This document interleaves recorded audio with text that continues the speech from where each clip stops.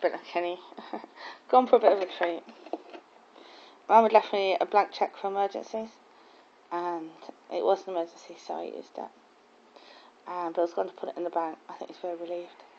And Kenny and him going to have a drink at a really nice pub. And Kenny needed it. Bill said Kenny's getting a bit stir crazy. I said he needs to get out, Bill. You know, he needs to sit at the weir. We choose this particular pub because it's got like really soothing noise of the weir, you know, and I find that it, you know, gets people soothed, you know, and I think Kenny needs that actually, because he's, you know, he wouldn't take his passive floor, and I thought he does judge this one, probably knew it wouldn't help, so, yeah, he just, I think the drive will help, because often the feeling of movement helps. The drive will help, and then he'll be right, you know. Of course, I know what you're thinking. It's all Jedi, these Jedi people are nuts. Well, quite frankly, yes, it's true. Perhaps in the future it need not be. But at the current stage, yes, it is, yeah. I mean, it's probably 1 to 10 of nuts. Schizophrenia, I'm at 10 nuts. But take Sakamoto, the Jedi leader in America. I'd say only one. That she has a very strong mind. She's very sane. And that's probably why she's Jedi leader, because she's best able to explain these things to interface basically with other people who, you know, don't take on board these ideas. Of course, you now draw the parallel between Jediism and insanity. It's better explained in my books, that one. It's really to do with the engine what lies beneath the engine that is beneath everything. Once you are too in tune with the engine, you become a bit nuts. And this is what happens to the Jedi's. Alright, it's just, these days it's probably a scale of 1 to 10, schizophrenia being 10, yeah? And 1 being like Sakamoto. She's very sane, very reasonable, very... it's a strong mind. She's got a strong mind, and therefore she's able to take on these ideas and not go nuts. Right? Daniel's probably at 2. Daniel's very, very well intentioned. Daniel Jones, and at 2 probably insanity. I mean, he's got a dream, and that's to make the world a better place, through the Jedi religion. And from what I gather, it's very much a dream that he gets a lot of time and energy to. People that had dreams like that, or perhaps people like Nelson Mandela, and Martin Luther King, and Kennedy, and John Lennon had dreams like that, yeah?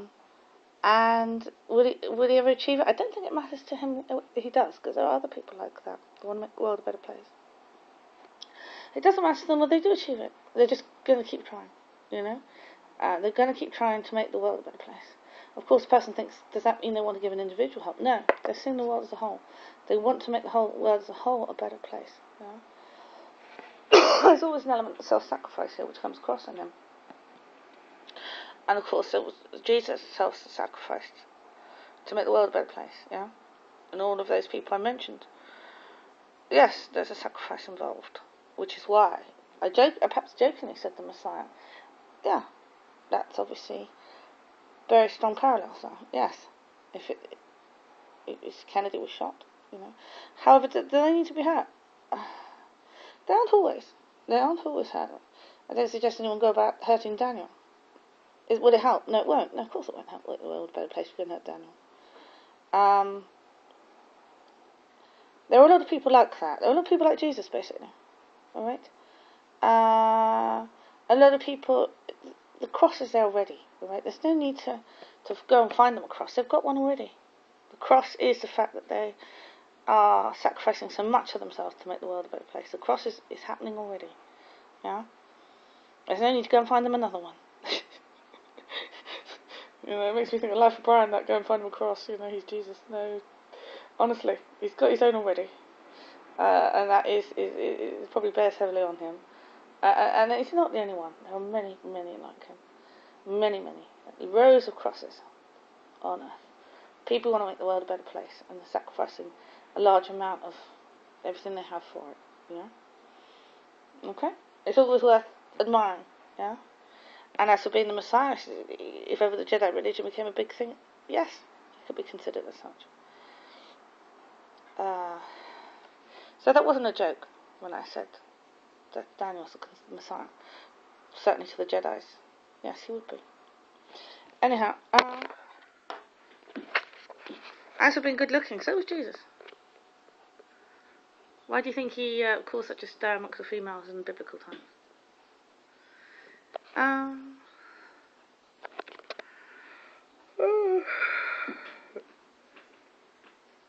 Oh yeah, they've gone out. Oh yeah, they're going to that pub on the way. Really, it's very, very nice. And there are quite a few nice pubs around. It's an expensive one, and Bill's treating Kenny. It's hard for Kenny to come off his medication. It'll be better with time. It's a brave thing to do, really, considering it's now probably hitting the stage where either he manages it or he doesn't. And I can tell his brain's uncomfortable. He feels uncomfortable. The medicine's coming out of the blood. So at what stage would the person actually need medication? They're so nuts.